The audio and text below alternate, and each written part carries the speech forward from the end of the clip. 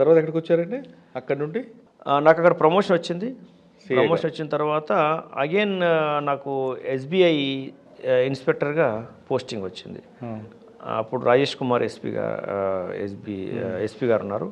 వారు కొంతకాలం ఉన్నారు. అప్పుడు తెలంగాణ అజిటేషన్ బాగా జరుగుతుంది ఉధృతంగా. ఆ సమయంలో నేను ఎస్బీఐ నల్గొండ ట్రాన్స్ఫర్ అయ్యాను 2011లో. 2011లో 2012 అక్కడే ఉన్నాను. ముగ్గురు ఎస్పీలు మారారు ఆ టైంలో. శివశంకర్ రెడ్డి గారు, నవీన్ గులాటి అండ్ రాజేష్ కుమార్ గారు. లాస్ట్ ఎస్పీ నవీన్ గులాటి గారు. ఆ తర్వాత సైబరాబాద్ కమిషనరేట్ ట్రాన్స్ఫర్ అయ్యాను నేను. సైబరాబాద్ కమిషనరేట్లో ఫస్ట్ పోస్టింగ్ మహేశ్వరం. అంటే ఈ సంవత్సరం సైబరాబాద్కి వచ్చారు మీరు? 2012లో. 2012లో నల్గొండ నుంచి సైబరాబాద్కి వచ్చారు. సైబరాబాద్కి వచ్చినప్పుడు ద్వారక తిరుమలరావు గారు కమిషనర్. వారు నాకు ఫస్ట్ పోస్టింగ్ మహేశ్వరం ఇచ్చారు. అచ్చా సార్, మహేశ్వరం అనగానే బాగా పొలిటికల్ ఇన్ఫ్లుయెన్స్ ఉంటుంది, రియల్ ఎస్టేట్ ఎక్కువ జరుగుతుంది కాబట్టి మహేశ్వరంలో పోలీస్ ఎస్హెచ్ఓ పోస్టే చాలా ఖరీదైన పోస్ట్ అనేది ఒక ప్రచారం ఉండేది అప్పట్లో. నేను 2012లో ఎస్హెచ్ఓ పోయే నాటికి అప్పటికి రియల్ ఎస్టేట్ భూమి లేదు. ఫ్రాంక్గా చెప్పాలంటే రియల్ ఎస్టేట్ భూమి లేదు. అక్కడ పొలిటికల్ యాక్టివిటీస్ బాగానే జరుగుతున్నాయి. సబితేంద్ర రెడ్డి గారు హోమ్ మినిస్టర్, పబ్లిక్లోకి వెళ్ళిపోతుంటారు. మూమెంట్ బాగా జరిగేది. చిన్న ఫంక్షన్ అయినా కానీ వారు ప్రత్యక్షంగా వచ్చేవాళ్ళు. బందోబస్తు కార్యక్రమంలో బాగా జరిగేది. బందోబస్తు యాక్టివిటీ, సెక్యూరిటీ ఆస్పెక్ట్ ఎక్కువ జరిగేది.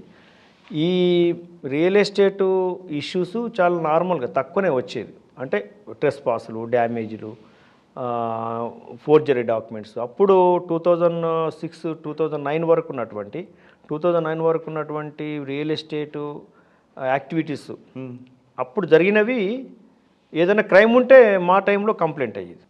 ఎందుకండి మరి మహేశ్వరం పోలీస్ స్టేషన్కి అంత బ్యాడ్ నేమ్ వచ్చింది? మహేశ్వరం పోలీస్ స్టేషన్కు బ్యాడ్ నేమ్ అని చెప్పడం లేదు కదా. అక్కడ బిజినెస్ యాక్టివిటీ జరిగింది.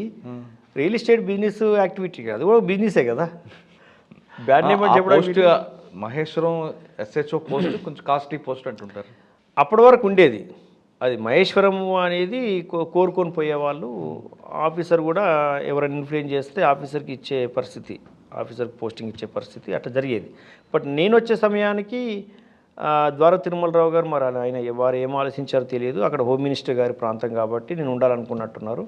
నాకు అక్కడ పోస్టింగ్ ఇచ్చారు. అది నాకు నార్మల్గా ఇచ్చారు. అది అంటే కాస్ట్లీని దృష్టిలో పెట్టుకుని ఇచ్చినటువంటిది కాదు. ఆ టైంలో కాస్ట్లీ కూడా ఆడడానికి వీళ్ళు. ఆఫీసర్ పోస్ట్ అది. ఆఫీసర్. రైట్ సార్, మహేశ్వరంలో రియల్ ఎస్టేట్ వ్యవహారం పక్కన పెడితే కాసేపు రోడ్ యాక్సిడెంట్స్ ఎక్కువ జరుగుతుంటాయి. అంటే రోడ్ యాక్సిడెంట్స్ అంటే శ్రీశైలం హైవే ఉంటుంది. శ్రీశైలం హైవే అప్పటికి ఇంక ఎక్స్పాన్షన్ అవ్వదు, వైండప్ రోడ్ వైడనింగ్ జరగలేదు. రోడ్ కంజెస్ట్ ఉండడం వల్ల వెహికల్స్ డివైడర్ అంటూ లేదు. ఆ రకంగా ఎక్కువ యాక్సిడెంట్స్ జరిగేది. రెండో యాక్సిడెంట్స్కు కారణం ఏంటంటే అక్కడ మైసిగండి అని ఒకటి ఉంటుంది. వారాంతంలో మీ డ్రంక్ అండ్ డ్రైవ్ కూడా పెట్టేది అప్పుడప్పుడు, దానికి తగ్గించడం కోసం అని. అట్లా ఎక్కువ జరిగేది అన్నమాట. తాగి నడపడం వల్ల నమ్ముకున్న వాళ్ళు చనిపోయేవాళ్ళు, డ్రైవర్ కూడా అలా. కానీ మహేశ్వరం పోలీస్ స్టేషన్కి దగ్గరలో 2 రియల్ ఎస్టేట్ వివాదాలు, కంపెనీల మధ్య వివాదం, ట్రెస్పాస్ కేసు, రాత్రే ట్రాక్టర్లో రావడం, ఆ కేసు మీకు గుర్తుందా? మేమున్న సమయంలో అంటే హైవే నుండి మహేశ్వరం ఊర్లోకి వెళ్తున్నప్పుడు మీ పోలీస్ స్టేషన్కి ముందే రైట్ సైడ్ ఒక రియల్ ఎస్టేట్ కంపెనీ, దాని బోర్డర్లో ఉన్న బటర్ఫ్లై సిటీ అని ఇంకో కంపెనీ, ఈ 2 సంస్థల మధ్య వివాదం. రాత్రే వాళ్ళు ట్రెస్పాస్ చేయడం, ఆ కార్లు ప్రొక్లైనర్ మీద సీజ్ చేయడం. ఇది 2012 నుంచి 2014 వరకు చేశాను నేను. నా పీరియడ్లో అటువంటిది సంఘటన జరిగినట్టుగా నాకు గుర్తుకు లేదు, ఐడియా కూడా లేదు. బట్ మేము సెలవులు ఉన్నప్పుడు ఇట్లా ఏమైనా జరగవచ్చు కానీ నా నోటీస్కి వచ్చినట్టు ఏం లేదు ఆ టైంలో. ఆ కేసులో అంతకు ముందు కానీ ఆ తర్వాత కానీ జరిగింది లేదు. మీరే అప్పుడు ఎస్హెచ్ఓ, నేను ఒక ఛానల్ నుంచి కవరేజ్కి వచ్చాను. ఓహో, ఎస్, గుర్తుంది. అది అప్పుడు అందరినీ మేము పట్టుకొని అరెస్ట్ కూడా చేసి పంపించేసాం. అది కరెక్ట్ గుర్తుంది. చాలా 11-12 మందిని అరెస్ట్ చేసాం ఆ సమయంలో. అవును, అంతా రౌడీలు ల్యాండ్ కబ్జా చేయడానికి వచ్చారు. Right, correct. ఇప్పుడు నాకు గుర్తుకొచ్చింది, మీరు వచ్చారు. ఎస్, పోతుంటే రైట్ సైడ్ అది. అవునవును, పోలీస్ స్టేషన్కి వెళ్తున్నప్పుడు రైట్ సైడ్ లోపలికి టెంట్ వేసుకొని కబ్జా చేయడానికి వచ్చారు. అంతా ఐడెంటిఫై చేసి పట్టుకొని అరెస్ట్ చేసి వాళ్ళు మళ్ళీ అక్కడికి రాకుండా చేసాం. ల్యాండ్ కబ్జా చేయడం అనేది, ఒక పొజిషన్ డ్యామేజ్ చేసి కబ్జా చేయడం అనేది తప్పు కదా. ట్రెస్పాస్ యాక్ట్ పెట్టి అరెస్ట్ చేసాం వాళ్ళని. సార్ మహేశ్వరం నెక్స్ట్ అండి. మహేశ్వరం నుంచి నేను సివి ఆనంద్ గారి టైంలో ఎస్పోర్ట్కి వచ్చాను. మంచాలకి వెళ్ళాను. మంచాలో షార్ట్ పీరియడ్ సివి ఆనంద్ గారు ఇచ్చిన పోస్టింగ్ అది. మంచాలో షార్ట్ పీరియడ్ 1 year ఉన్నా. ఆ తర్వాత సార్కు ఎస్ఓటి అనిపించి ఎస్ఓటి ఇచ్చారు. టాస్క్ ఫోర్స్లో బాగా యాక్టివ్గా పనిచేసాం. అప్పుడు సారు రికగ్నైజ్ చేశారు బాగా ఎస్ఓటీలో. సివి ఆనంద్ గారి టైంలో మీరు సార్ ఎస్ఓటీలో పనిచేస్తున్న టైంలో మీకు సిద్దిపేట సంబంధించిన రౌడీ షెట్టర్ కాల్పులకి షామీర్పేటలో గుర్తుందా? పటాన్చేరులో. అవును అవును అవును అవును. అయితే అది మేము ఎస్ఓటీకి రాకముందు జరిగింది. వెంటనే మేము ఆ తర్వాతనే ఎస్ఓటీకి రావడం జరిగింది. కానీ వాడిని అరెస్ట్ చేయడం అంతా మీ టైంలో జరిగింది కదా? షామీర్పేట పిఎస్ వాళ్ళు అరెస్ట్ చేశారు. మేము ఇన్వాల్వ్ కాలేప్పుడు దాంట్లో. కేసు ఐడియా ఉందా మీకు? అది అంత ఐడియా లేదు. తర్వాత ఆయన మర్డర్ అయ్యాడు. అవును, తర్వాత అది ఇష్యూ తర్వాత. కానీ ఎస్ఓటీలోనే మీకు కొన్ని వెపన్స్ పట్టుకున్నారు, ఆ కేసు గుర్తుందా? వెపన్స్ పట్టుకున్నాము, ఎన్ఫోర్స్మెంట్ చేశాము. సార్ పీరియడ్లో ఎన్ఫోర్స్మెంట్ అనేది చాలా ఉధృతంగా జరిగింది. చాలా ఎక్కువ ఎన్ఫోర్స్మెంట్ జరిగింది. ఎన్ఫోర్స్మెంట్లో ఎక్కువ పీడిఎస్ డైవర్షన్స్, పబ్లిక్ డిస్ట్రిబ్యూషన్ సిస్టంలో రైసు, కిరోసిన్ డైవర్షన్స్ బాగా పట్టుకున్నాం. అప్పుడే కొత్తగా తెలంగాణ ఫామ్ అయింది. కేసీఆర్ గారు ఈ డైవర్షన్స్ ఏంటి, నల్లదందాలు ఏంటి అని వారు పూర్తిగా రివ్యూ చేయడం, సివి ఆనంద్ గారిని ప్రత్యేకంగా పిలిపించుకోవడం, మాకు కూడా అందరికీ కృతజ్ఞతలు ఆ సమయంలో గ్రేసెస్ చెప్పడం, రికగ్నైజ్ చేయడం ఇంత జరిగింది. అదేవిధంగా ఆ సమయంలో కల్తీల మీద కూడా కాన్సన్ట్రేట్ చేశాం.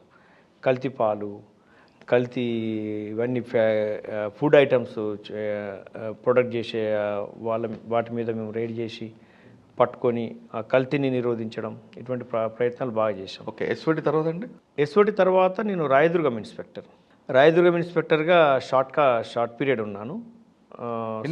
తక్కువ కాలం పనిచేశారు.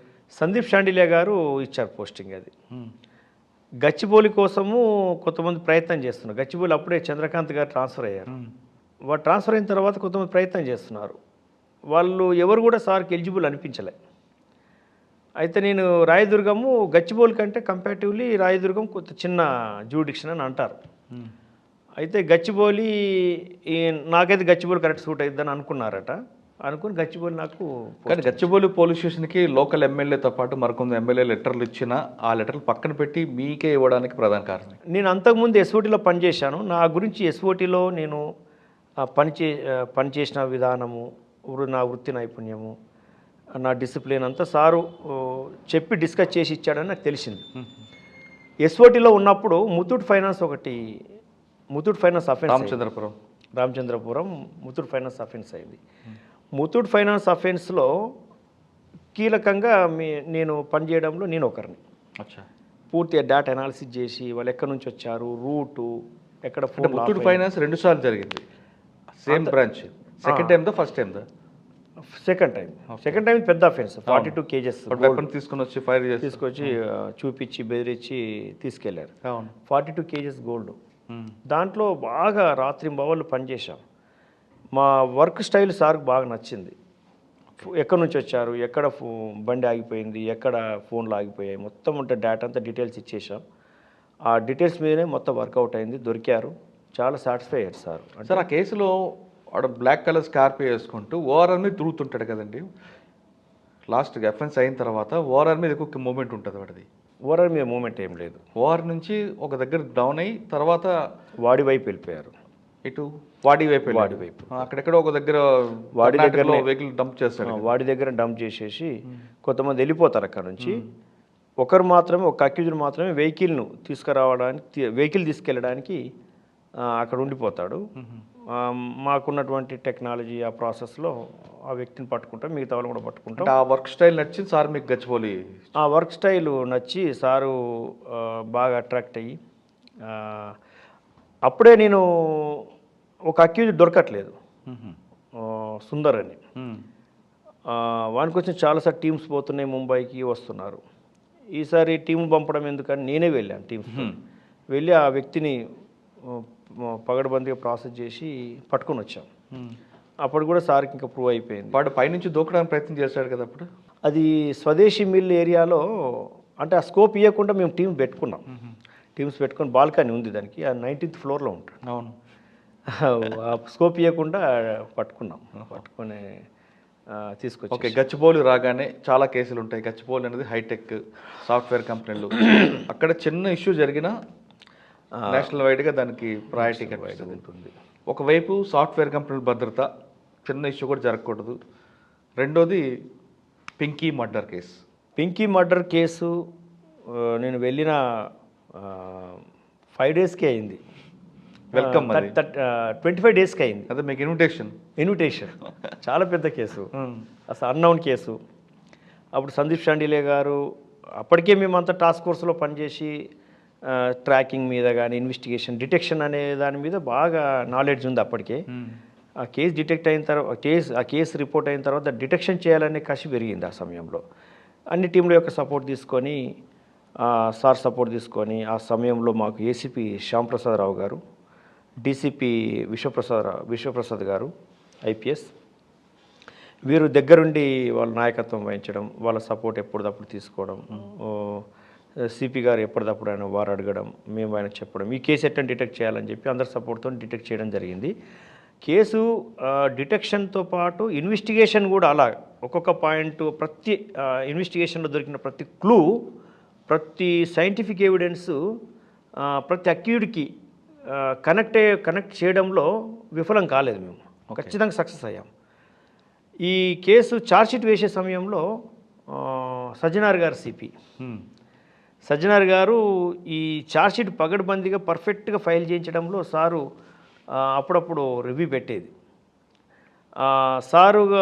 సజ్జనార్ సార్ ఇచ్చినటువంటి సలహాలు, వారు ఇచ్చినటువంటి ముఖ్యమైన అంశాలు మాకు ఆ ఛార్జ్షీట్ కూడా పగడ్బందీగా వేయడానికి సహకరించింది.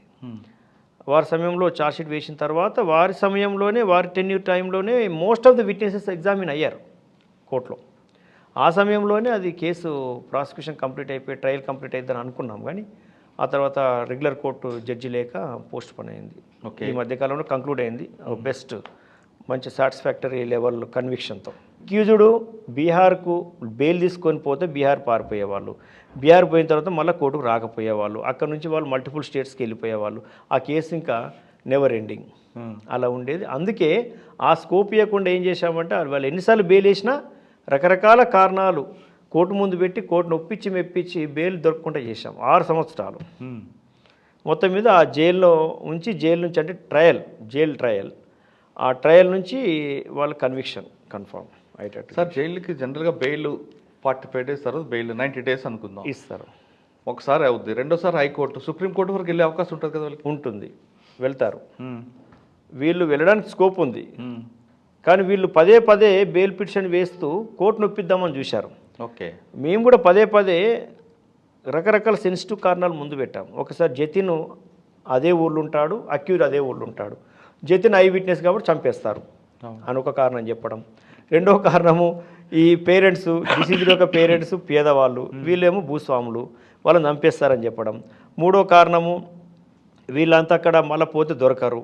ఇట్లా రకరకాల సమయంలో ఒక్కొక్కసారి ఒక కారణం చెప్పి మనం కోర్టు నమ్మించే కారణాలు చేశాం 90 డేస్. ఇంకోటి ఏంటంటే, కోర్టు బెయిల్ ఇవ్వకుండా చేయడానికి కారణం ఏంటంటే, అవైలబుల్ అంటే అందుబాటులో ఉన్నటువంటి ఆధారాలతో ఇమ్మీడియట్గా ఛార్జ్షీట్ వేసేసాను. ఛార్జ్షీట్ వేసేసి దాంట్లో ఒక క్లాజ్ రాసి పెట్టుకున్నాను. ఇంకా కలెక్ట్ చేయాల్సిన ఇన్ఫర్మేషన్ ఉంది, దాంతో పూర్తి స్థాయి ఛార్జ్షీట్ తర్వాత ఫైల్ చేస్తాను. సప్లిమెంటరీ వేసుకుంటూ వెళ్ళారు. ఛార్జ్షీట్ వేసిన తర్వాత ట్రయల్కి వచ్చేసిన తర్వాత విచారణ మొదలైపోయింది. విచారణ మొదలైనప్పుడు కోర్టు కూడా కొన్ని హీనస్ క్రైమ్లో, కొన్ని ప్రత్యేకమైనటువంటి అఫెన్సెస్లో కోర్టు బెయిల్ ఇవ్వదు. ఇవ్వకుండా ఇది బెయిల్ ఇవ్వదగ్గ కేసు కాదు, దీన్ని ట్రయల్ చేసి ఖచ్చితంగా శిక్షించాలని